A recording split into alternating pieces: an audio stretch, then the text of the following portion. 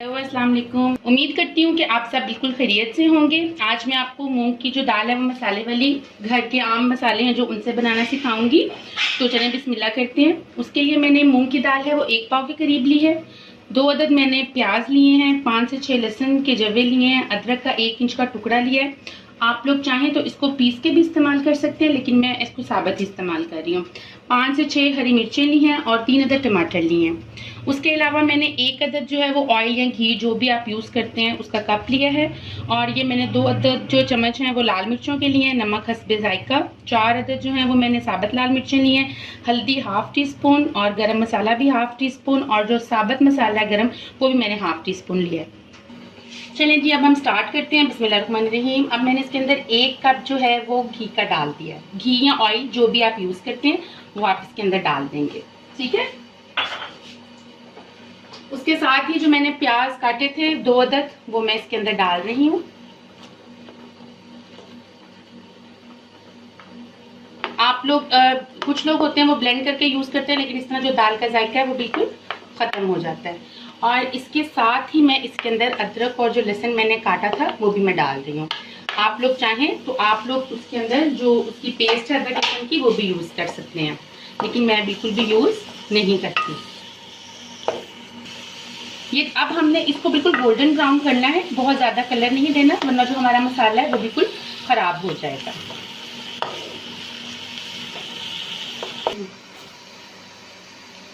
हाँ जी, अब आप देख रहे हैं ये गोल्डन कलर इनका हो चुका है। अब मैं इसके अंदर टमाटर और हरी मिर्चें जो है मेरे पास वो मैं ऐड कर दूँगी, ठीक है।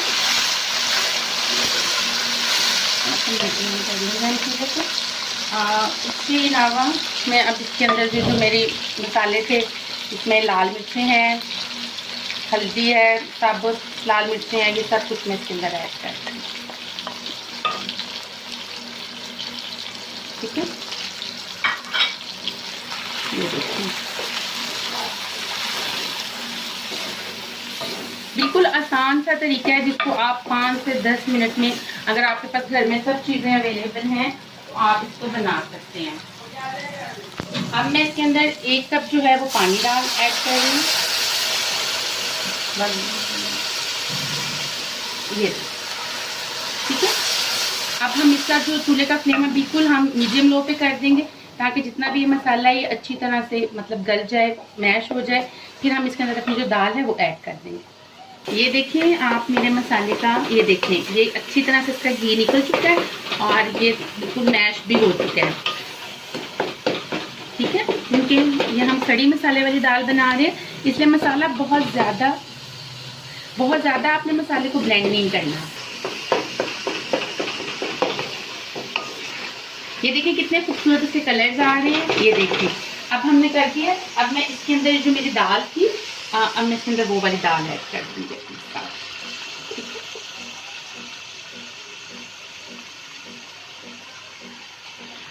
अब हम इसको मिक्स करेंगे। अब आप लोग देख लीजिएगा कि इसके अंदर अब आपको, क्योंकि जो मूंग की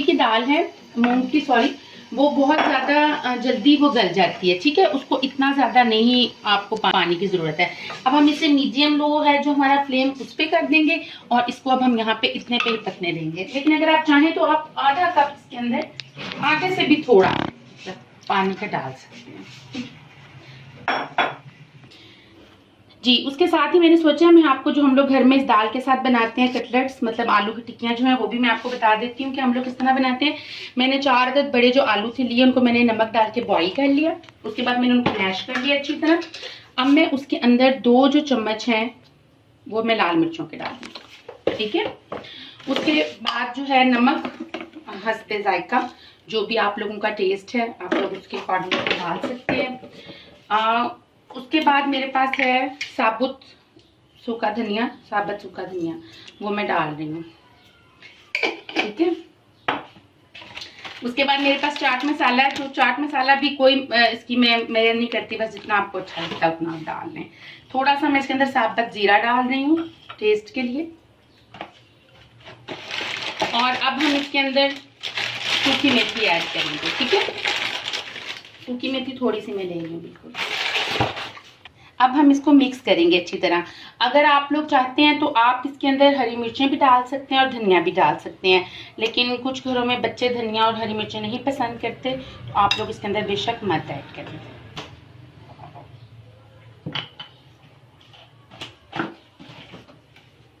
اور آپ یہ دیکھ سکتے ہیں ایک دفعہ کی جو دال ہے میری وہ بن رہی ہے, باقی اب یہ اس کا پانی ڈرائی ہو جائے گا. آپ دیکھ رہے ہیں اس کو میں نے اس کا پانی ڈرائی ہو گیا تھا, تو اس کو میں نے پھر تھوڑی دیر دم پہ رکھ دیا تاکہ اس کا جو گھی ہے آئل ہے وہ باہر آ جائے. اب میں اس کے اندر ڈال رہی ہوں 3 عدد ثابت ہری مرچیں, اور یہ میں نے دھنیا کھاتا ہے وہ میں اس کے اندر ایڈ کروں گی. یہ گرم مسالہ اور پسا گرم مسالہ اور ثابت گرم مسالہ یہ میں اس کے اندر ڈال. ٹھیک ہے, یہ آپ دیکھ رہے ہیں, آپ چاہیں تو اسے کر سکتے ہیں ابھی مکس, لیکن میں نہیں کر رہی. ٹھیک ہے,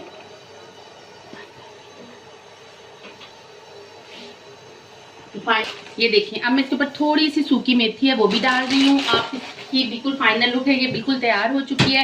اس کو آپ پراٹھا, نان یا پھلکے کے ساتھ کھا سکتے ہیں.